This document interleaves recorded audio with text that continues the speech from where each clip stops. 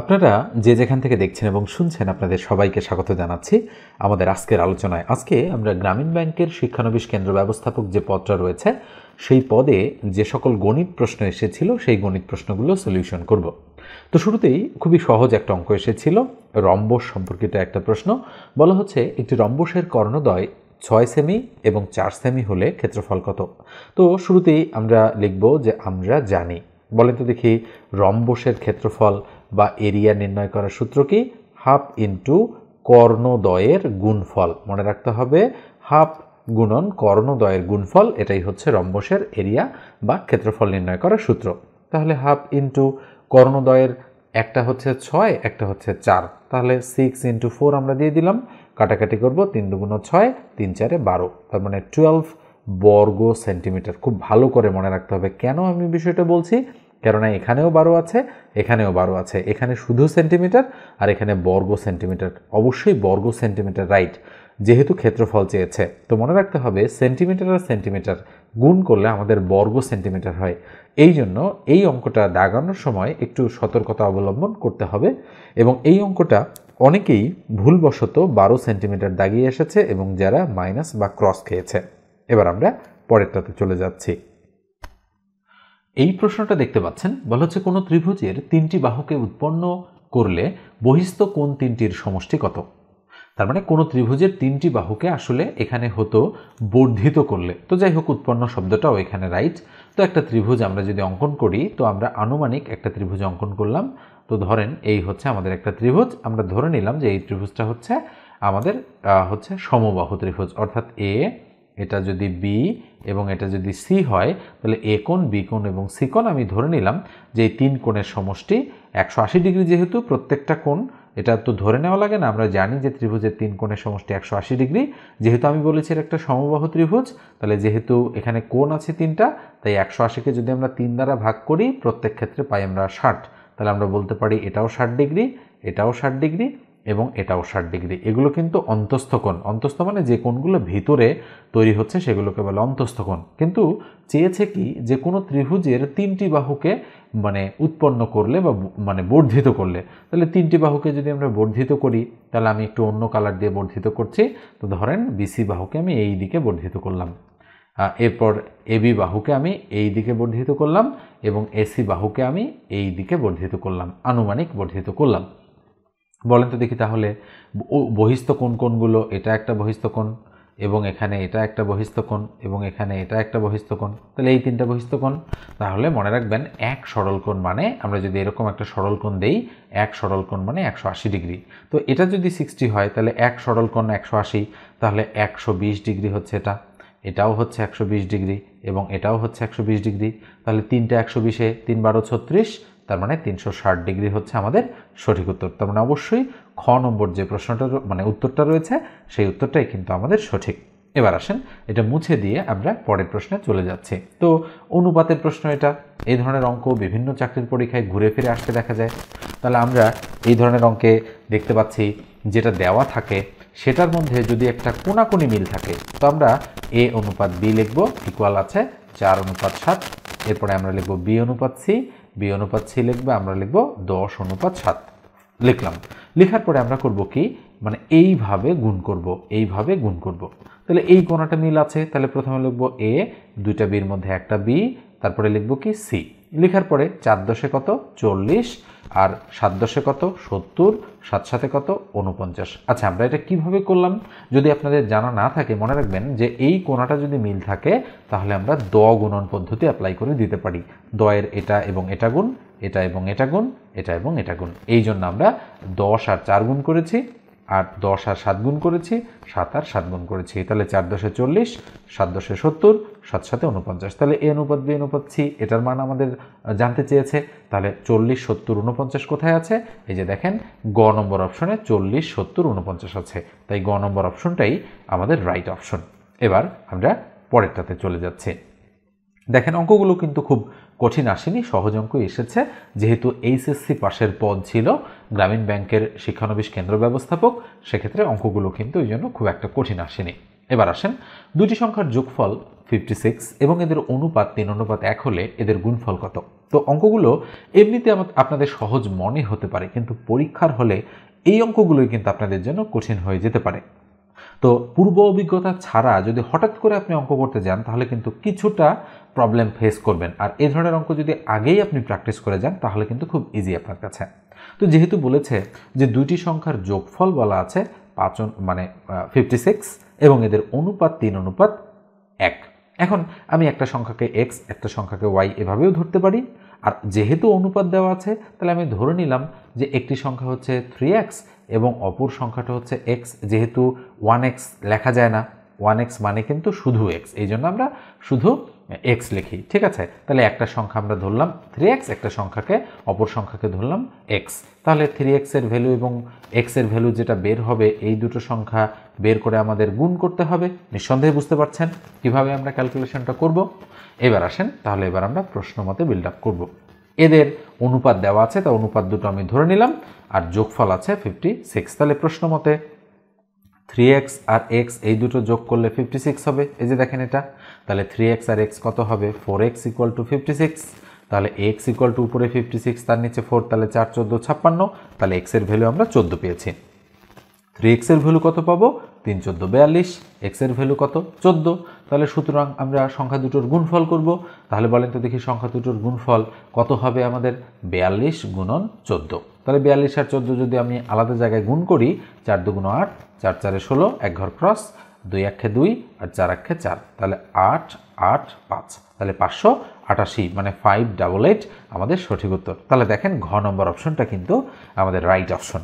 নিঃসন্দেহে অঙ্কটা সহজ এবং আপনারা বুঝতে পেরেছেন। তবে এই জায়গায় যদি আপনি ঠিকভাবে ধরতে না পারেন তাহলে কিন্তু অঙ্কটা হবে না। আর আমাদের কিন্তু গুণফল জানতে চেয়েছে, এই জন্য কিন্তু আমরা সংখ্যা দুটো বের করে গুণ করে দিয়েছি। ওকে, এবার আমি নেক্সট অঙ্কে চলে যাচ্ছি। তো পরেরটা দেখেন, আমাদের এই অঙ্কটা এসেছে সুদ আসল থেকে।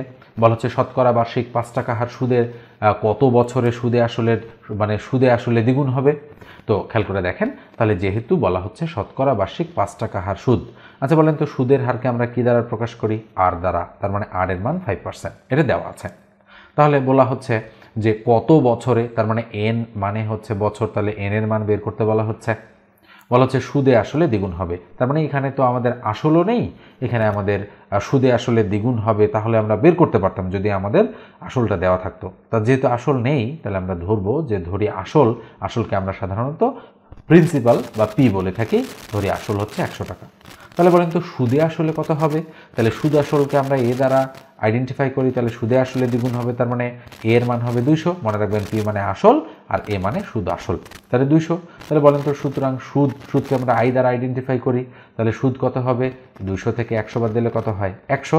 আমি কিন্তু সবগুলোরই শর্ট ফর্ম ব্যবহার করছি, মানে প্রতীকগুলো ব্যবহার করছি। তাহলে আই মানে 100। তাহলে দেখেন তো দেখি এবার আমরা লিখতে পারি যে আমরা জানি। বলেন তো দেখি, যেহেতু এটা চক্রবৃদ্ধি মূলধন বা চক্রবৃদ্ধি সুদের অঙ্ক নয়, এটা যেহেতু সরল সুদের অঙ্ক, তাই আমরা লিখতে পারি আই = PRN। মান বের করব কিন্তু এন এর, বাকিগুলো কিন্তু এতক্ষণ আমরা ক্যালকুলেশন করে বের করলাম। আই এর মান কত? 100, বসাই দিব 100 ইকুয়াল পি এর মান কত? 100, যেটা আমরা ধরে নিয়েছি। আর এর মান কত? অঙ্কে দেওয়া আছে 5%, তাহলে বসাই দিলাম 5/100 ইন্টু এন এর মান বের করতে বলেছে, তাহলে এন দিয়ে দিলাম। তাহলে 100 100 ক্রস, তাহলে বা 100 = 5 আর এন গুণ করলে কত হবে? 5n। তাহলে সুতরাং এন = কত হবে? উপরে 100 তার নিচে কত? 5। তাহলে কাটাকাটি করলে 5 20 100, তাহলে ইকুয়াল কত দিয়ে দিলাম? 20 দিয়ে দিলাম। তাহলে নিঃসন্দেহে গ নম্বরটা হচ্ছে আমাদের রাইট অ্যান্সার বা অ্যাপ্রোপ্রিয়েট অ্যান্সার। এবার আসেন আমরা পরেরটাতে যাচ্ছি। তো পরের প্রশ্নটা দেখেন, x² + y² = 8 এবং xy = 7 হলে হচ্ছে x + y² এর মান কত? তাহলে আমরা এই ধরনের অঙ্কে শুরুতে লিখব দেওয়া আছে। ওকে, অঙ্কটা আমরা যদি রিটেন পরীক্ষার মতো সাজায় করি তাহলে x² + y² = 8 এটা দেওয়া আছে এবং xy এর ভ্যালু 7 দেওয়া আছে। তাহলে সুতরাং আমাদের x + y² এর মান বের করতে বলেছে। আমরা যদি নর্মাল সূত্র প্রয়োগ করি তাহলেও করতে পারবো। নর্মাল মানে স্বাভাবিক যে সূত্র, আমরা যদি এটা প্রয়োগ করি যে x² + 2xy + y², তাহলে এই দুটো ক্লোজ আমরা লিখব। x² + y² কে +2xy আমরা লিখব এভাবে। তাহলে এটার মান কত দেওয়া আছে 8 বসাই দিলাম 8 প্লাস 2 ইন্টু এক্স ওয়াইয়ের ভ্যালু 7 দেওয়া আছে 7 বসাই দিলাম তাহলে 8 যোগ 7 দুগুণ 14 তাহলে 14 আর 8 কত হয় 22 তাহলে নিঃসন্দেহে 22 হচ্ছে আমাদের সঠিক বা অ্যাপ্রোপ্রিয়েট অ্যান্সার। এই অঙ্কটা চাইলে আমরা অনুসিদ্ধান্ত প্রয়োগ করেও করতে পারতাম। সেটা কি আমরা সরাসরি লিখতাম দেওয়া আছে X square plus Y square equal to 8 এটা দেওয়া আছে মান বের করতে হবে কিসের এটার। তো আমরা এখানে যদি অনুসিদ্ধান্ত প্রয়োগ করি সরাসরি তাহলে আমরা এখানে লিখব বা এইটার অনুসিদ্ধান্ত। আচ্ছা বলেন তো দেখি এ স্কোয়ার প্লাস বি স্কোয়ারের অনুসিদ্ধান্ত a plus b whole square minus 2ab কিনা অবশ্যই তাহলে এটা প্রয়োগ করব তাহলে এক্স প্লাস ওয়াই তার উপর whole square minus 2xy equal কত 8 দেখেন এই মানটা দিয়েই কিন্তু আমরা বের করব তাহলে বা এটার মান বের করতে হবে আমাদের তাহলে এক্স প্লাস ওয়াই তার উপর whole square minus 2 into X ওয়াইয়ের ভ্যালু 7 তাহলে 7 বসাই দিলাম ইকুয়াল টু 8 তাহলে বা এক্স প্লাস ওয়াই তার উপর হোল স্কোয়ার ইকুয়াল 7 দুগুণ 14 তাহলে এইদিকে 8 এই মাইনাস 14 এদিকে আসলে প্লাস 14 হয়ে যাচ্ছে তাহলে সুতরাং এক্স প্লাস ওয়াই তার উপর হোল স্কোয়ার ইকুয়াল টু 14 আর 8 কত হয় 14 আর 8 22 তাহলে নিঃসন্দেহে বুঝতে পেরেছেন যে অ্যাঙ্গেল থেকেই করে না কেন। তবে সাধারণত মান নির্ণয়ের অঙ্কগুলো আমরা করি কি অনুসিদ্ধান্ত প্রয়োগ করে করি আমরা সাধারণত সূত্র ব্যবহার করি না মান নির্ণয়। তো রিটেন পরীক্ষায় আসলে এভাবে করা বেস্ট আর প্রিলিতে আসলে বা এমসিকিউতে আসলে আপনি যে কোনোভাবে করতে পারেন সেটা ম্যাটার করে না। এবার আসেন আমরা নেক্সট অঙ্কে চলে যাচ্ছি।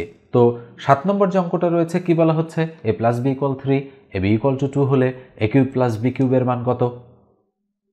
এই অঙ্কের ক্ষেত্রেও আমরা কি লিখব আমরা লিখব দেওয়া আছে বলেন তো দেখি অঙ্কটাতে কি দেওয়া আছে আমরা লিখতে পারি দেওয়া আছে এ প্লাস বি ইকুয়াল টু 3 এবং এ বি ইকুয়াল টু 2 হলে মান বের করতে হবে কিসের বলেন তো মান বের করতে হবে এ কিউব প্লাস বি কিউবের ইকুয়াল টু হোয়াট। তো আমরা এখানে একটা জিনিস খেয়াল করতে পারি তো এই ধরনের অঙ্কগুলো আমরা সূত্র এবং অনুসিদ্ধান্ত প্রয়োগ করে থাকি। তো সূত্র এবং অনুসিদ্ধান্ত ছাড়া আর কি কোনো ওয়ে নেই অঙ্কগুলো করার অবশ্যই আছে। যে অঙ্কগুলোতে এই যে মানগুলো ছোট ছোট থাকে সেগুলো আমরা জাস্ট একবার দেখেই কিন্তু বুঝে নিতে পারি যে কত হতে পারে। আচ্ছা বলেন তো এ আর বি গুণ মানে যোগ করলে 3 আর গুণ করলে 2 বলেন তো দেখি আমি যদি এর মান ধরি 2 প্লাস বির মান ধরি 1 তাহলে 2 আর 1 3 হয় তাহলে এর মান আমি ধরবো 2 ইন্টু বির মান ধরবো আমি 1 তাহলে যেহেতু ইন্টু তাহলে 2 1 2 হয় তার মানে এই এর মান 2 আর বির মান 1 ধরে এই দুটো কন্ডিশনই আমাদের কিন্তু ফুলফিল হয়। তাহলে এর মান কত 2 বির মান কত 1 তাহলে এই মানগুলো আমরা বসাই দিব। তাহলে এর মান যেহেতু 2 তাহলে 2 এর উপর কিউব প্লাস বির মান 1 তাহলে 1 এর উপর কিউব 2 এর উপর কিউব মানে 8 আর 1 এর উপর কিউব মানে 1 8 আর 1 9 দেখেন 9 কিন্তু উত্তর। তার মানে আপনারা চাইলে পর্যবেক্ষণের মাধ্যমেও কিন্তু মানে দেখেও কিন্তু আপনারা সলিউশন বের করে ফেলতে পারেন।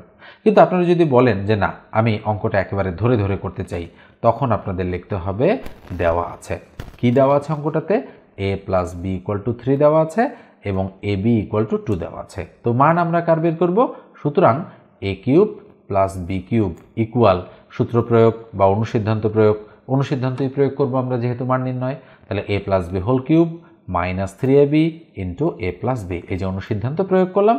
কেন এই অনুসিদ্ধান্তটা পিক করলাম কারণ এখানে এ প্লাস বি এর ভ্যালু দেওয়া আছে এবং এ বি এর ভ্যালু দেওয়া আছে এই জন্য এটা আমরা পিক করলাম।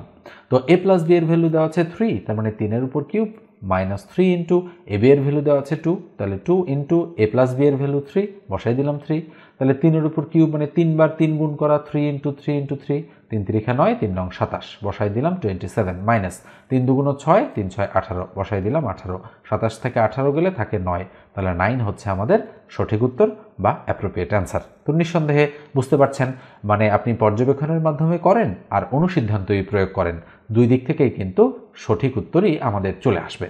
তো এ পর্যায়ে একটু বলি যারা চ্যানেলে নতুন যদি প্রয়োজন মনে করেন অবশ্যই সাবস্ক্রাইব করে দেবেন আর ফেসবুক পেজ থেকে দেখে থাকলে পেজটা ফলো দিয়ে রাখবেন আর ভিডিওতে অবশ্যই একটা লাইক দিতে ভুলবেন না।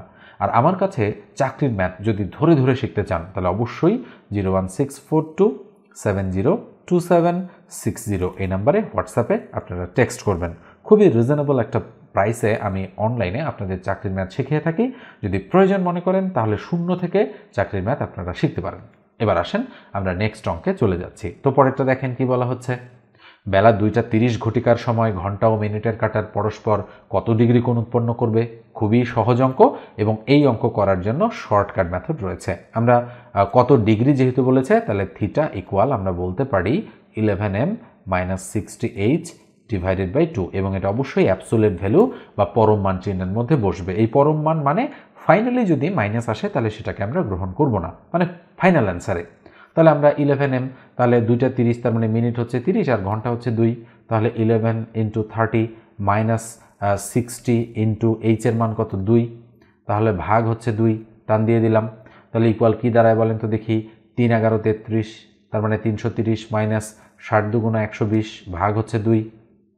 তাহলে 330 থেকে 120 বাদ দিলে, 300 থেকে 100 বাদ দিলে 200, তার মানে 230 থেকে 20 বাদ দিলে কত হয় বলেন তো দেখি। অবশ্যই আচ্ছা আমরা এভাবেই বিয়োগ করি, 0 0 0, 2 আছে 3 মেলাতে 1 আর 1 আছে 3 মেলাতে 2, 210 ভাগ হচ্ছে 2। ওকে, যেহেতু এখানে মাইনাস বা নেগেটিভ মান আসেনি, আমরা যদি কাটাকাটি করি 2 × 1 = 2, মানে 10 × 2 = 20, থাকলো 10, 5 × 2 = 10, তাহলে কত হচ্ছে 105 ডিগ্রি হচ্ছে আমাদের সঠিক উত্তর। তাহলে নিঃসন্দেহে বুঝতে পারছেন যে খ নম্বর যে অপশনটা রয়েছে সেটাই আমাদের রাইট বা অ্যাপ্রোপ্রিয়েট আনসার। তো এই 8টা অঙ্কই কিন্তু গ্রামীণ ব্যাংকের শিক্ষানবিশ কেন্দ্র ব্যবস্থাপক যে পদটা রয়েছে সেই পদে এসেছিল। আমার মনে হয় যে অঙ্কগুলো খুবই সহজ ছিল। তো আমি আপনাদের একটা সাজেশন দিয়েছিলাম এই পরীক্ষার জন্য, অনেকগুলো অঙ্ক কিন্তু সরাসরি সেই সাজেশন থেকে কমন এসেছে।